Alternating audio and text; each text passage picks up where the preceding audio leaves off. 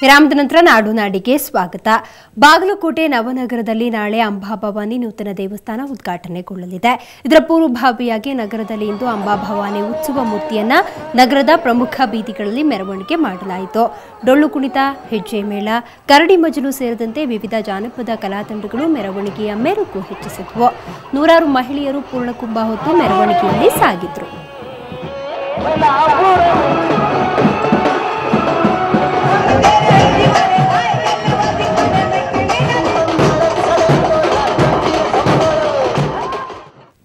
ಕಲಾವಿದರೆ ಹಾಗೆ ತಮ್ಮ ಮನಸ್ಸಿನಲ್ಲಿ ಮೂಡೋ ಕಲ್ಪನೆಗೆ ಒಂದು ಆಕಾರ ಕೊಡ್ತಾರೆ. ಇನ್ನು ಕಲಾವಿದರಿಗೆ ಹಚ್ಚ ಹಸಿರಿನ ಸೌಂದರ್ಯವನ್ನ ನೋಡಿ ಪ್ರಕೃತಿಯ ಮಡಿಲಲ್ಲೇ ಚಿತ್ರ ಬಿಡಿಸುವ ಅವಕಾಶ ಸಿಕ್ಕರೆ ಹೇಗೆ?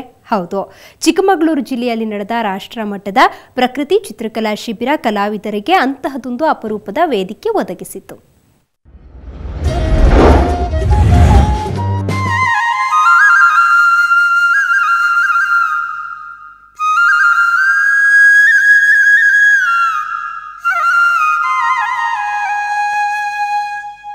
ಕಲಾವಿದರಿಗೆ ಪ್ರಕೃತಿ ಸೌಂದರ್ಯವೇ ಸ್ಫೂರ್ತಿ. ಅಂಥದ್ರಲ್ಲಿ ಹಚ್ಚ ಹಸಿರನ್ನ ನೋಡಿ ಚಿತ್ರ ಬರೆಯುವ ಅವಕಾಶ ಸಿಕ್ಕರೆ ಹೇಗೆ?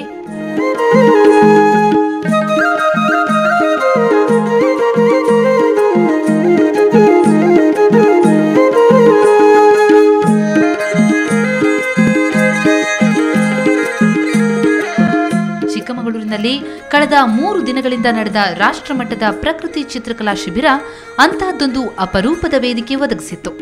ದೇಶದ ವಿವಿಧ ಭಾಗಗಳಿಂದ ಬಂದಿದ್ದ ಕಲಾವಿದರು ಮಲೆನಾಡ ಪ್ರಕೃತಿ ಸೌಂದರ್ಯ ನೋಡಿ ಬಣ್ಣದ ರೂಪ ಕೊಟ್ಟರು. 20 ರಾಜ್ಯಗಳಿಂದ ಈ ಜಾಗಕ್ಕೆ ಆಗಮಿಸಿದ್ದಾರೆ. ಯುವ ಕಲಾವಿದರುಗಳು ಆಗಮಿಸಿದ್ದಾರೆ. ಎಲ್ಲ ಬಹಳ ದೊಡ್ಡ ದೊಡ್ಡ ಹೆಸರಾಂತ ಕಲಾವಿದರುಗಳು ಈ ಜಾಗಕ್ಕೆ ಬಂದು ಈ ಚಿಕ್ಕಮಗಳೂರಿನಲ್ಲಿರುವಂಥ ಪ್ರಾಕೃತಿಕ ಸೊಬಗನ್ನು ತಮ್ಮ ಬಣ್ಣಗಳ ಮುಖಾಂತರ ಸೆರೆ ಹಿಡಿಯಲಿದ್ದಾರೆ. ಕನ್ನಡ ಮತ್ತು ಸಂಸ್ಕೃತಿ ಇಲಾಖೆ, ದಕ್ಷಿಣ ಮಧ್ಯ ಸಾಂಸ್ಕೃತಿಕ ಕೇಂದ್ರ ನಾಗ್ಪುರ ಮತ್ತು ಭಾರತ ಸರ್ಕಾರ ಇವರ ಸಂಯುಕ್ತ ಆಶ್ರಯದಲ್ಲಿ ಶಿಬಿರ ಹಮ್ಮಿಕೊಳ್ಳಲಾಗಿತ್ತು.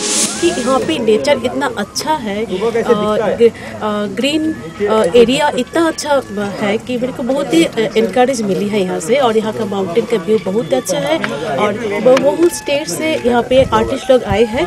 सब मिला के बहुत ही अच्छा महसूस हुई है.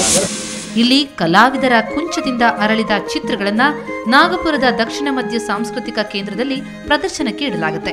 ಕಲೆಗೆ ಪ್ರೋತ್ಸಾಹ ನೀಡೋ ನಿಟ್ಟಿನಲ್ಲಿ ಈ ಅಪರೂಪದ ಶಿಬಿರ ಆಯೋಜಿಸಿದ್ದು ನಿಜಕ್ಕೂ ಶ್ಲಾಘನೀಯ. ಆಲ್ದೂರು ಕಿರಣ್, ಸುವರ್ಣ ನ್ಯೂಸ್ 24/7 ಚಿಕ್ಕಮಗಳೂರು.